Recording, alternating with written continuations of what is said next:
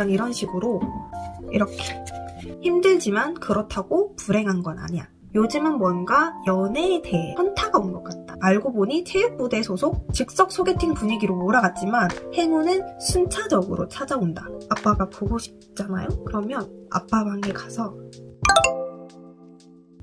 안녕하세요 여러분.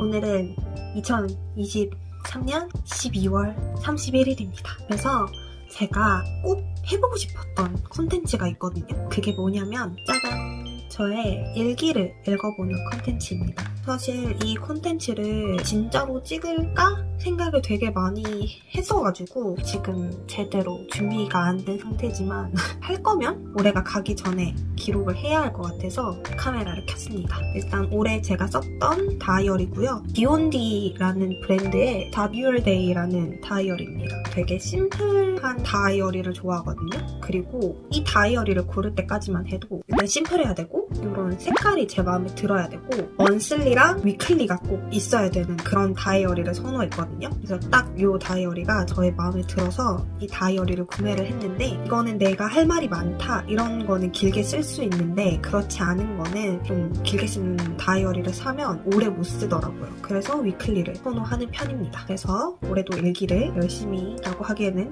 별로 그렇게 열심히 쓴 것 같진 않지만 어쨌든 일기를 썼는데 몇 개를 같이 읽어보려고 해요. 먼저 간단하게 제가 일기 쓰는 스타일을 좀 알려드릴게요. 저는 먼슬리 위클리를 쓴다 그랬잖아요. 먼슬리는 약간 이런 식으로 투두 리스트를 쓰는 편입니다. 그리고 위클리의 일기를 쓰는데 매일 쓰지 않고요. 그냥 약간 이렇게 매일 쓸 때도 있어요. 이렇게. 저는 진짜 이런 스티커를 붙이고 싶어서 일기를 쓰는 스타일이라서 이렇게 꾸미는 걸 좋아해요. 아무튼 그래서 저의 일기를 한번 같이 읽어봅시다. 1월 1일에 썼던 일기가 있어서 그걸 먼저 읽어볼게요. 남들 다 일출 보러 갈 때 나는 일몰을 보러 간다. 고무산성으로 2023년 첫 일몰을 보러 갔다. 역시 추웠지만 꼭 안고 있으니 그냥 좋았다. 하지만 코는 너무 시려웠다. 올해는 제발 좀 무난하게 지나갔으면 좋겠다. 아빠도 좀 더 힘을 냈으면 좋겠고 크게 울거나 속상한 일 없이 쑥 잘 지나가기를. 이렇게 썼고요. 저는 늦잠 자는 걸 좋아해서 일출은 잘 보러 가지 않는데 그래서 이때는 그 당시 만나던 남자친구랑 일몰을 보러 갔었습니다. 새해 첫 일몰. 나쁘지 않았던 것 같아요. 저한테 2023년은 되게 많은 변화가 있었던 시기거든요. 특히 초반에는 되게 혼란스러웠던 게 다 담겨있고 이 혼란이 더 심해지면서는 일기를 안 썼어요. 생각이 괜히 많아지고 그러면 더 우울해져가지고 일기를 안 쓴 텀이 좀 있는데 그런 게 좀 적나라하게 다 드러나 있는 것 같아요. 그래서 조금 우울한 내용이 있을 수도 있다는 점. 그리고 2월로 넘어가 볼게요. 2월 20일 일기를 좀 나누면 좋을 것 같아서 읽어볼게요. 제목이 있어요. 힘들지만 그렇다고 불행한 건 아니야. 원 문장은 힘들지만 그렇다고 행복하지 않은 건 아니었다. 우연히 유튜브에 뜬 영상에서 나온 문장이다. 행복하고 싶은 마음에 타투도 새겼는데 그동안 내가 힘든 것과 불행하다는 걸 너무 동일시했던 것 같다. 나는 힘든 상황인 거지 불행한 건 아니다. 이 힘들지만 그렇다고 불행한 건 아니다. 이 문장을 좀 나누고 싶었어요. 힘들면, 상황이 힘들면 불행하다 생각하고 행복하지 않다 생각하는데 그거랑 좀 별개라는 생각이 문득 들었던 것 같아요. 화이팅 하시기 바랍니다. 그리고 제가 3월, 4월에는 일기를 하나도 쓰지 않았어요. 3월에 아빠가 돌아가시고 그냥 뭔가 우울하고 힘든 시기가 오래 갔다기보다는 그냥 회복하는 시간이 필요했는데 그러기 위해서는 저는 일기를 쓸 때 생각을 많이 하는 사람이기 때문에 일기를 좀 뒤로 미뤘어요. 괜히 생각을 많이 하게 될까봐. 그래서 3월과 4월에는 일기가 없습니다. 5월로 넘어갈게요. 그래서 5월은 좀 일기가 많아요. 5월 첫 날부터 일기를 썼기 때문에 5월 1일자 일기를 한번 볼게요. 정말 너무 오랜만에 쓰는 일기. 2월부터 괜히 생각이 많이 하기 싫어서 안 썼는데 그러다 보니 일기 쓰는 습관까지 잃어버렸다. 오늘은 대구에 다녀왔으니 오랜만에 일기 쓰는 걸로. 헌이랑 놀러 가든 쇼핑 가든 늘 마음이 편하다. 내가 T는 싫어해도 일단 S는 믿고 보는 이유이다. 지금은 열심히 우리 옷을 고르고 있지만 언젠가는 애기 옷을 고르는 날이 오겠지? 남편이든 애기든 2명에서 4명이 내 컷 찍자. 이때는 제가 F였기도 하고 그 당시 T 남자친구랑 헤어진 지 얼마 안 돼서 T를 별로 안 좋아했을 때인 것 같아요. 하지만 지금은 T가 되었습니다. 이거 좀 재밌을 것 같아요. 5월 3일 일기인데 요즘은 뭔가 연애에 대해 현타가 온 것 같다. 어떤 사람과 어떤 연애를 해야 할지도 모르겠고 지금 연애를 할 타이밍이 맞나 하는 의문도 들고 이제는 시간과 감정 소비를 하기 싫고 그냥 딱 결혼 상대를 만나서 깔끔하고 생산적이고 발전적인 연애를 하고 싶다. 소비적이고 희생적이지 않은 그런 연애를 하고 싶다. 솔직히 연애하고 싶은 게 맞는지도 잘 모르겠다. 하면 할수록 더 어렵고 모르겠다. 허무할 뿐. 아까 전에도 말씀드렸지만 이 당시 제가 헤어진 지 한 달이 안 됐을 때거든요. 연속으로 단타를 치고 지나갔어요. 제가 첫년에는 좀 길었는데 단타로 지나가다 보니까 좀 이런 현타가 왔던 것 같아요. 지금도 사실 연애를 꼭 하고 싶다 이런 생각은 없는 것 같고 그냥 좋은 사람이 오면 연애를 하는 거지 이런 생각을 하는 것 같아요. 그냥 약간 만사가 귀찮아진 그런 느낌입니다. 그래서 좀 연애가 우선순위에서 좀 점점점 뒤로 밀렸어요. 또 읽어드리고 싶은 일기가 있는데 5월 4일 일기고요. 오늘은 어린이집에서 어린이날 기념 파티를 했다. 어린이날, 어버이날, 가정의 달이라 그런 걸까? 얼마 전에 생일이라 그런 걸까? 요즘 부쩍 아빠가 보고 싶다. 아빠 얼굴이 흐릿해질까? 목소리가 잊혀질까 두렵다. 아빠가 그립고 보고 싶다는 말을 그 누구에게도 할 수 없다. 너무 보고 싶어질까봐, 너무 슬퍼질까봐. 일기에도 안 쓰고 싶었는데 그런 이 마음을 털어놓을 곳이 없다. 며칠 전에 카네이션을 주문했는데 조금은 후회가 됐다. 현금이 좋고 멋있다고 생각해서 언제부턴가 카네이션은 빼먹었었는데 그냥 한 송이라도 준비를 할걸. 이제야 줄 수 있는 게 꽃뿐이라 카네이션을 주문한 게 조금 속상하다. 이렇게 썼어요. 저는 카네이션 사야 될 돈으로 용돈을 좀 더 보태드리는 게 낫겠다라는 생각을 했거든요. 그게 더 멋있어 보이기도 했고 근데 이제는 진짜 아빠한테 어버이날 때 드릴 수 있는 선물이 카네이션밖에 없잖아요. 그래서 카네이션을 샀는데 그게 좀 후회가 됐어요. 이제야 카네이션을 드리는 게 나이 들고는 카네이션을 드린 적이 없으니까 그런 생각이 문득문득 나더라고요. 그리고 이런 이야기 길게 안 하고 싶긴 한데 아빠가 돌아가시고 나서 지금까지도 가족이나 주변 사람들한테 아빠가 그립다, 아빠가 보고 싶다는 말을 잘 못해요. 안 해요.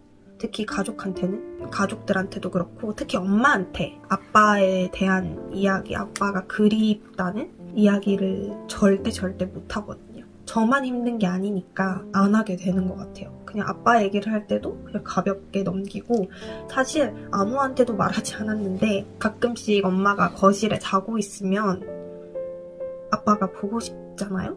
그러면 아빠 방에 가서 아빠 옷 냄새를 맡아요. 근데 시간이 지나서 그렇겠죠? 아빠가 살아있을 때는 두 가지 냄새가 났어요. 일단 아빠가 쓰시던 화장품 냄새가 났고 두 번째로는 섬유유연제 냄새가 났는데 시간이 지나니까 그 화장품 냄새는 당연히 날아가고 없고 아빠가 돌아가시고 나서는 그 옷을 세탁할 일이 없잖아요. 그냥 걸어두니까. 그래서 섬유유연제 향기도 안 나는 거예요. 그래서 제가 예전에 느꼈던 아빠의 그런 향기를 이제는 맡을 수가 없더라고요. 그냥 문득문득 가서 이렇게 맡게 되더라고요. 근데 그것도 엄마가 자고 있을 때 무조건 그렇게 합니다. 제 인생 첫 사주 봤던 이야기를 읽어볼게요.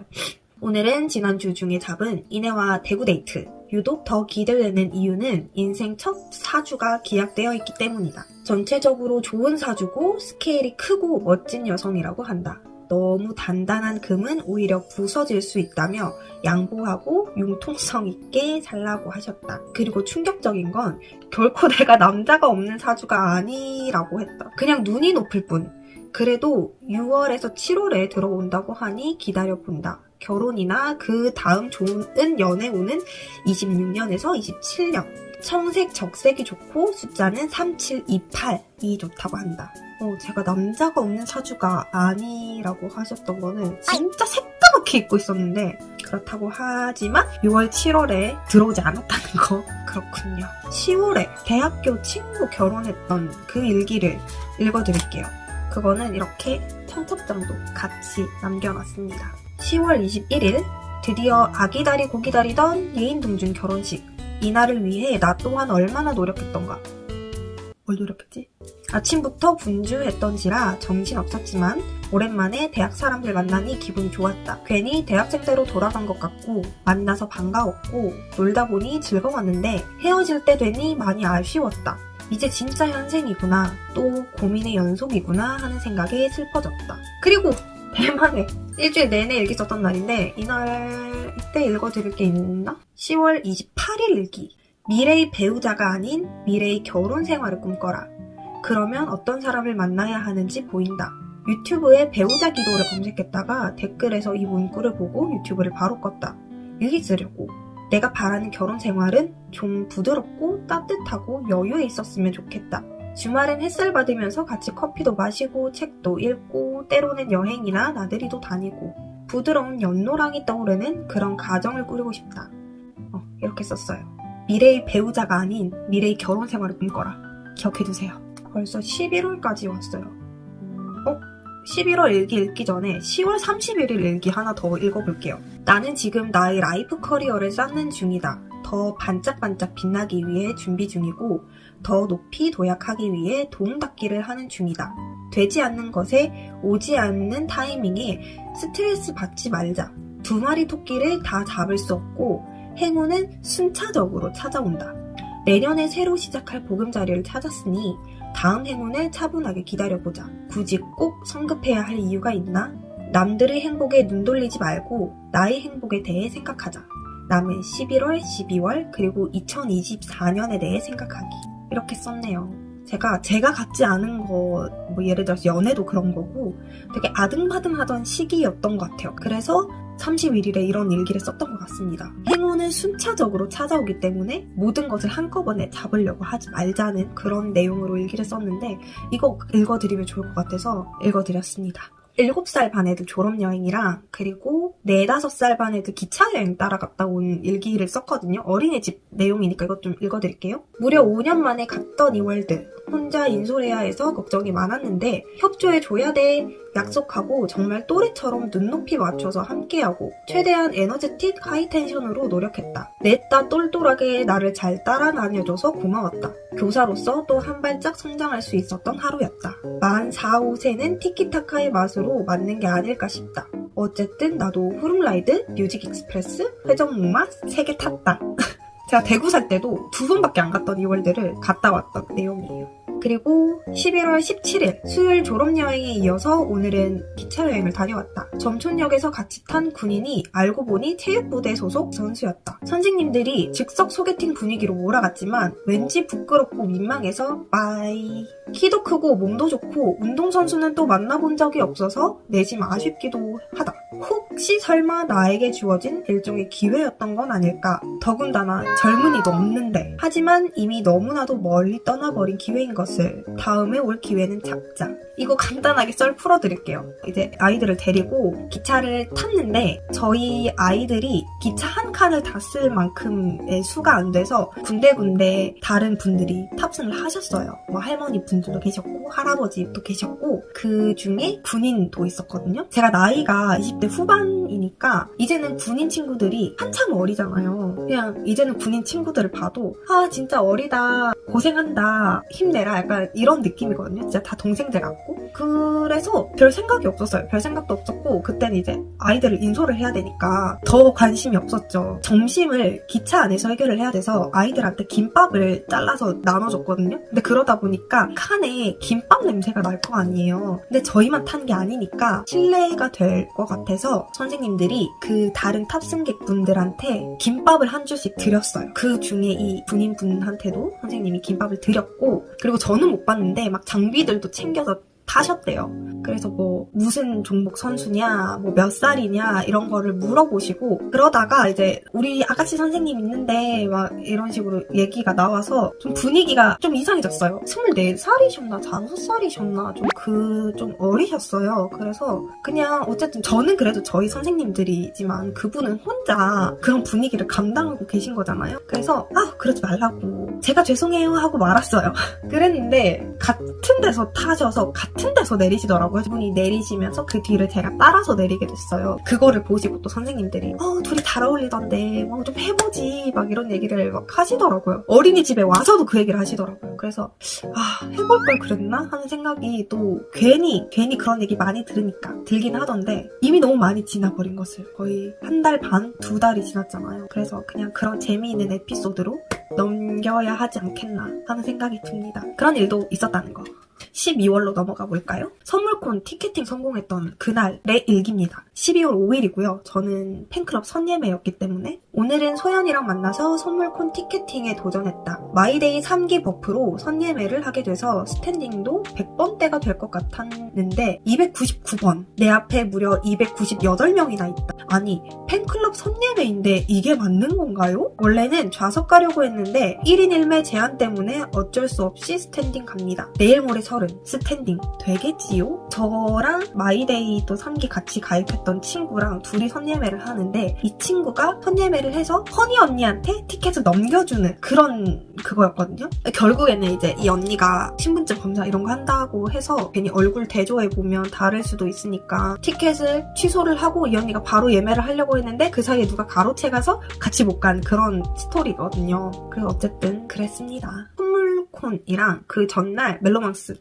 콘서트 갔다 온 날의 일기도 있거든요. 12월 23일 선물 같은 겨울방학이자 학수고대하던 멜로망스 콘서트. 이 콘서트는 실물 영접보다는 목소리, 노래를 실제로 내 귀로 듣는 것에 의미가 있었다. 허니랑 대구에 가서 맛있는 점심과 커피를 마시고 복장 엑스코로 고고. 2시간 30분인가 일찍 가서 그런지 사람이 별로 없었다. 그래서 팩스코로 가서 데일리라이크에서 구경하고 다시 엑스코에 갔다. 몽글몽글 로맨틱 분위기 콘서트. 키 크고 잘생기고 덩치 좋은데 목소리도 대박이었다. 결혼할래!